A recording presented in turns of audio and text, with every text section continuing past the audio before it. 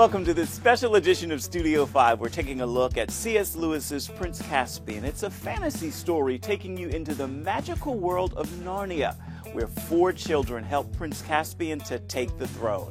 I traveled to the Museum of the Bible to get a behind-the-scenes look with some of the cast and the crew. We're going to begin with Noah and Nicole Stratton. They're the husband and wife team behind the project, along with their son. All 3 take the stage.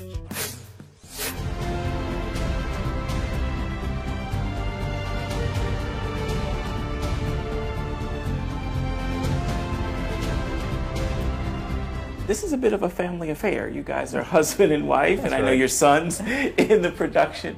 How does this all work? Yeah, so it really began with my wife's parents. They were the ones that started the ministry back in 1971. So the Academy of Arts, our ministry, and then from that it's grown in multiple levels of multifacets of what we have now, of a college and conservatory, film program, a number of different things, so we're very grateful for that. And I think that's the philosophy that even growing up we knew that we were included in the ministry. It wasn't mom and dad's ministry and we were over here. We were a part of it and always included in some way, shape, or form behind the scenes, on the stage, and always taught from the beginning that our gifts were given to us by the Lord to be used for Him. Has C.S. Lewis always been at the heart of the productions you do, or no? That's interesting. You know, that was actually something that came into our ministry later on. My parents and your parents, I mean, we all knew the books, loved the books, had them read to us, read them when we were young. But it actually entered our ministry for a very strategic reason. People know of it. So we prayerfully decided, if we can do Aslan well and do him respectfully, then we will try our hand at it as a ministry with Narnia. And here we sit today at the Museum of the Bible talking about the production of Prince Caspian. For those not familiar with the story, what can you tell us about what we will see on stage? Yeah, so this is kind of the, people love to debate the order of the books, but the second or third, if you will, in the 7-book series. So this is the 4 Pevensey children, Peter, Susan, Edmund, and Lucy, and they've had their great adventures in The Lion, the Witch, and the Wardrobe. Now they've come back to England. They're back to being children again. They get sucked back out of the train station. They're about to go off to school, get sucked back into Narnia, and have a great adventure of helping Prince Caspian get back on the throne, where he rightfully is the next leader, and I play the evil character. Why I'm dressed like this. We just got done with the show, so I don't normally walk around like this. So I play the evil uncle Miraz, who's trying to get rid of Caspian and keep control of himself. So it's that great struggle before coming back and helping Caspian get back on the throne. And Nicole, you play? I play Caspian's nurse, and I wanted the audiences to really connect with Caspian. So we actually start with a young Caspian, and she's very nurturing. She's that one giving him the love of the old things, and then she's taken away from him. And so you feel this loss for Caspian, and hopefully by the time he's riding his horse, a literal puppet that we have, that he's riding away from the castle, you're rooting for Caspian because of the emotional connection we've made through my character and Caspian. Why do the puppets work?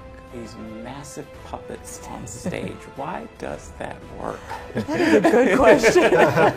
It's an interesting way of asking that. It's very good. That's very good. I think it's the wonder some of Lewis and his imagination. And I think as you come to see a stage production, and even if films, of course, there is that, if a story is written well, you step into it. That's why you find yourself crying, why you find yourself laughing, because you've been drawn into the story in some ways. And so I think when those puppets come out on the stage, and giant theatrical, beautiful puppets come out on stage, I think people have been drawn into the story. And so that is just another step for them of saying, that is a horse up there, that is a bear, that is a tree. And I think that's part of it, why it works. What's the deeper message of this story? I sum it up in the one word of sanctification, and really walking by faith. And I think that's so much of our Christian life is we are flesh and blood. We can only see the physical around us, but yet being able to look at the principles of Scripture, look at what God tells us to do, and move forward many times when it doesn't always make sense. And being willing to trust Him in the hardships. There's a lot of battles in this. There's a lot of fighting and struggle. And that's what our life can be a lot, is just a lot of battles and fighting and struggle. but yet Aslan, Christ is working behind the scenes, and I love that in this story. You see it at the end. Oh, he was doing that. Oh, he was working there. Oh, he was helping here, and we just didn't see it. And that message is so powerful. I had someone tell me the other day, they said if anyone has any sensibilities, they will walk out of here overwhelmed with this message. We want to really also, we're praying that the Spirit of God will breathe on America and wake them up. Wake them up with His Spirit and remind them that He's coming back soon and that we've got to be ready. If you ever get an opportunity, which I imagine you do from time to time, to just look at the faces of the audience as this thing is unfolding, describe what that's like for you. What do you see? I saw a young man the other day in the battle when the bad guys were being destroyed. He lifted up his sword in the middle of the show. It's like, yes! And they were responding in the scene when Aslan is there and the other three Pevensies can't see him. A little boy down front said, but he's just right there. And that faith where he felt so involved in the story that he said, but he's right there, can't you see him? We all just were, I don't know, I've seen people raising their hand to worship, I've seen them crying. So that ignites our hearts and encourages us, it blesses us, because that's the Lord and His Spirit working. The Chronicles of Narnia Prince Caspian is playing at the World Stage Theater at the Museum of the Bible in Washington, D.C. right now until April 27th. The Prince Caspian adventures continue. Could a story with trees that fight and a lion that speak ever be told on stage? With the show's puppet master and a behind-the-scenes look at how it all comes together. It's a weight, but it's also a joy to think I can do all this for my own glory. Look at how good I am at moving this puppet. Or I can really serve right now, serve this story, serve this message, serve this character, and serve this audience.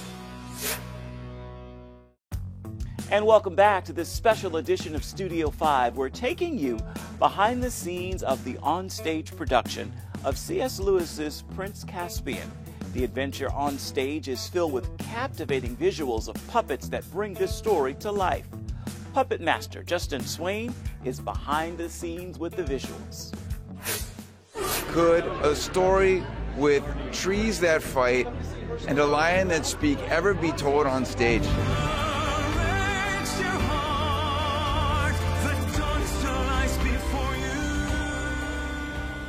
So, you're the puppet master, correct? That's me, the puppet master, yep. How many are we seeing on stage from you in Prince Caspian? There are 7, but gray area of what would you define as a puppet, right? Because we have 2 of our 3 trees are on stilts, and they're all walking around with all kinds of tree ornamentation. Some people would say, oh, that's just a costume, or it's a suit, it's not a puppet. We call them puppets. So total, we'll say that there's 7. 7. What's special to you about this particular production? This is very special because every time that we revisit one of our productions at the Logos Theater, we always seek to do better and to strive for more. So that bringing it back brings us a new opportunity to do more and do better. So we've introduced 2 new characters to this show. Both of them are full-size bear puppets. One is friendly, one not so friendly. But just to see those come to fruition, that's really exciting as far as the puppet element of bringing Caspian. But I just love the Chronicles of Narnia because of the fantasy with the truth tied into it. And that is just so powerfully brought out in the story of Prince Caspian. There's a lot of different arcs that different characters go through with so much depth and meaning to them. If you're willing to dig, you'll really find that there's a lot there. And this story, it just has a lot to bring to so many different people and groups that I'm excited to be bringing it alive every night. What theme touches you the most? We just finished one production, and I'd say the thing that really got me the most today, I have the privilege of operating the head of Aslan, and of course that represents Jesus Christ. So getting into character is really fun. You just sit down and meditate and pray to the Lord and get in the Word. But the thing that was really hitting me today is there's a line that Aslan has with Peter. And it's when Peter has not been seeing Aslan, his faith has been wavering, and then finally he sees, and he's immediately humbled, and he falls down to his knees in front of Aslan. He says, "Oh Aslan, I'm so glad, and I'm so sorry. I've been leading them wrong from the beginning." And that just hit me, and I'm stepping in the role of my father. I've got a lot of people under me in my department where I'm in a position of leadership. And it just hit me in such a way of like, God, please, may I not ever find myself in a position where I feel like I've been leading people just in the wrong way. May we not be leaders leading people in the wrong direction. May we lead people to the truth of Christ. Nice. What is it like being able to play Aslan? I mean, play Aslan. I'm one of 3 on the team for operating the puppet. And then beyond that, we have an incredible voice by the founder of our ministry, Dr. Chavers. He did the recordings for all of Aslan, so those lines are from him every night. So it's really the 4 of us, along with the young lady in the booth that's actually hitting the cues. We all kind of work together to bring the character in. But it's just a privilege to be a part of that team of bringing this character to life, because every decision that we make on stage has the potential to change somebody's eternal destiny. And that's just, it's a weight, but it's also a joy to think, I can do all this for my own glory. Look at how good I am at moving this puppet. Or I can really serve right now, serve this story, serve this message, serve this character, and serve this audience so that people's lives can be changed. And that's an incredible privilege. What happened to your life to bring you to this ministry and what you're doing now? It's a long story, but to put it in a nutshell, I was on a very wrong trajectory of rejecting God. I was taught a lot of Christ, truth, salvation, all these different things.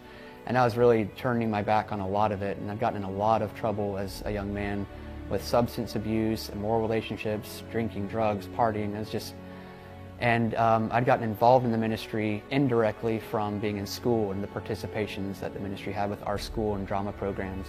Well, fast forward a year, and I'm at a pivotal moment where God smacked me upside the head, much like Paul on the road to Damascus. And I really got exposed to the lifestyle I was living. Everybody saw, the curtain was drawn back, and here's who Justin really is. Oh, wow, he's not this good Christian kid. And my life was just kind of up in the air. And part of that story was I felt like God was trying to get my attention, so I said, fine, I'll go to church. Went to a church service that Nicole Stratton didn't even attend, and yet she was at this church service that night, randomly, and I'm walking out randomly, having just been expelled from school, and she sees me and goes, hey, aren't you Justin Swain? She said, hey, I would like for you to come and audition for a show that we're doing. I heard that you're no longer at your school, but you're homeschooled. We do the same camps we did with you guys, but for homeschoolers. Why don't you come audition tomorrow night? I was like, sure, I've got nothing else going on. Just got kicked out of school. I don't know what I'm doing with my life, and I'm in this weird in-between phase of what do I do? So I felt like that was the God of the universe seeing me and saying, I do see you, I do know you. Go, give it a try. What's your prayer nightly when this production hits the stage? What are you asking God to do? As long as in my heart I am giving my best, my 5 loaves and my 2 fish unto my Lord, and doing what I can and doing my part and being obedient to Him, then I know I can claim that it's not going to be returning void. And who knows, when we stand before our Maker, I'm going to see all kinds of lives that are more or less a ripple, not a direct impact maybe, but just another thread in the tapestry that He's been weaving, but that I've been a part in their trajectory. That's the prayer, that each night, that God, what we are doing now would change somebody's life.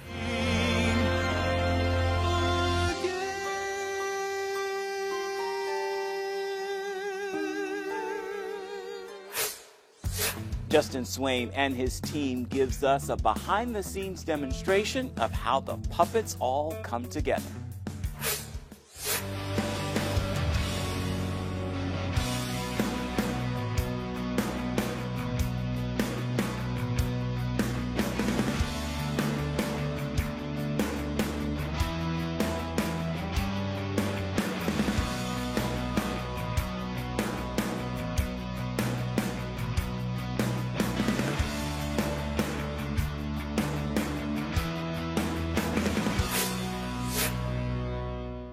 Welcome back to this special edition of Studio 5 as we take a look at C.S. Lewis's Prince Caspian.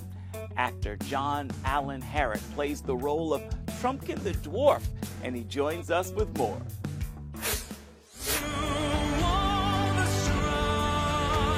My strength will be made. Look for the morning, I will come again. So, John, in Prince Caspian, you are? Trumpkin. Trumpkin the Dwarf.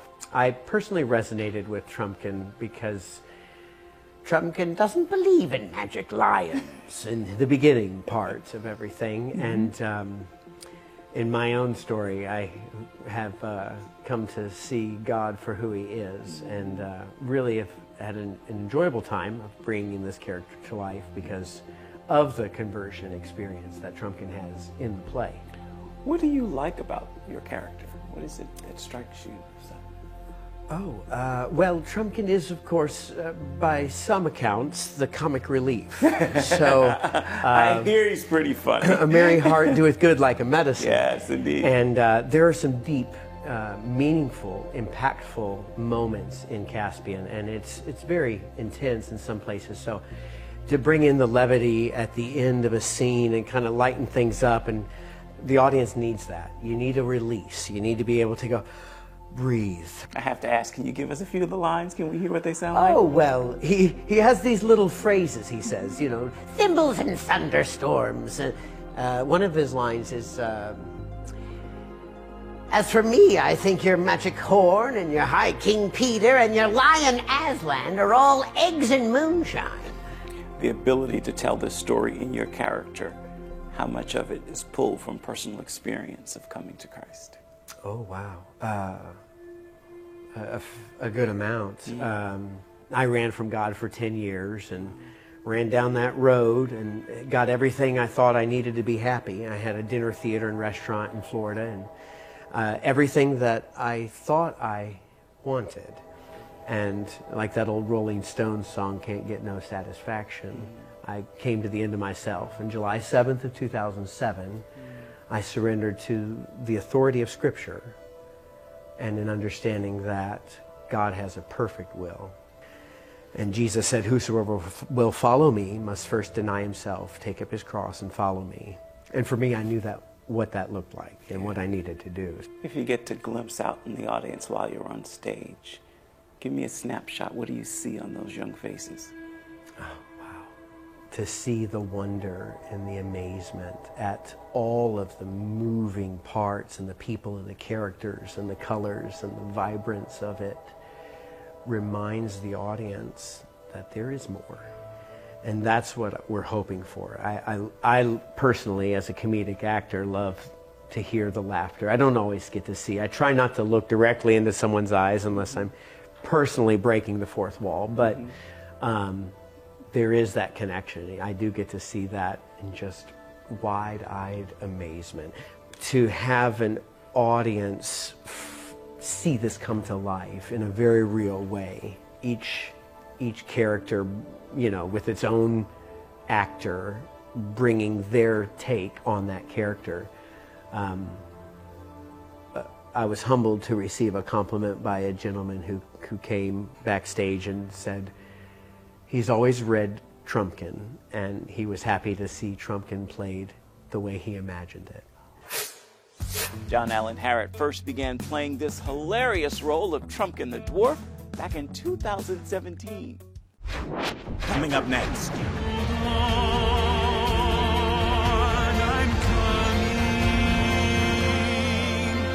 An even closer look at what to expect on stage in the C.S. Lewis Chronicles of Narnia, Prince Caspian.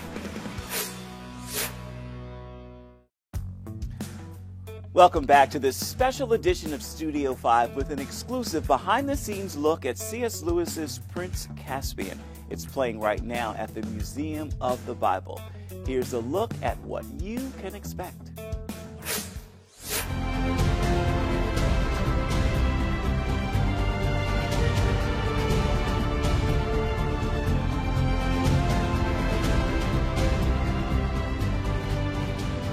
The puppeteering was amazing, the acting. It just blew my mind. I love it. The production, the set design, all of it's amazing. The speed and the pace at which they're able to move the different pieces, I think that's just really cool. Special effects are terrific. The cast is there doing an amazing job. Got to see this show. It was wonderful. How could a story with trees that fight and a lion that speak ever be told on stage?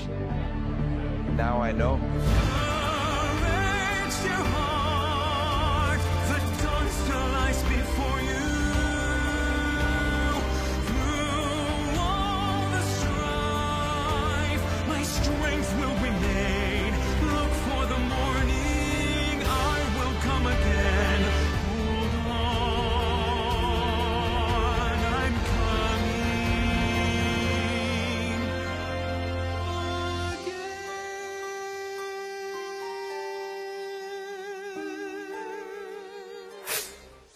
Again, the live on-stage adaptation of the play is happening right now until April 27th. You can go to themuseumbible.org for more information to purchase your tickets as well. We've just got a few moments left in our show, and we want to give that time to Noah and Nicole Stratton, the husband and wife team behind this theater adaptation. What's the most exciting part about bringing this production here to the Museum of the Bible? I am so grateful for the partnership that's been forming.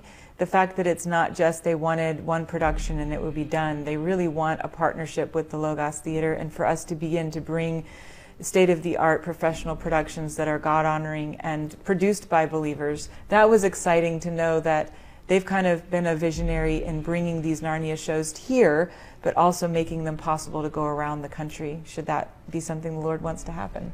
And it really is a vision realized as well. I think that's a special part of it is her dad, our founder, you know, he said 5 years ago, we're going to be working with Museum of the Bible, and was just so clear about it. He was, and almost to the point that we at times would be like, Dad, like, we don't even really know them. Like, we've reached out, but haven't really been able to make a connection yet. And we don't want to overstep or oversay something that's not there yet, but he was such a man of faith, such a man of vision. And so shortly after his passing, you know, it was just a few months later that we were finalizing the first time to come here. That's a great final word for this edition of Studio 5 and this week's look at uplifting entertainment. Until next time, make time to uplift someone around you, and then come on back and see where Studio 5 takes you next week. Thank you for watching. Bye-bye, everybody.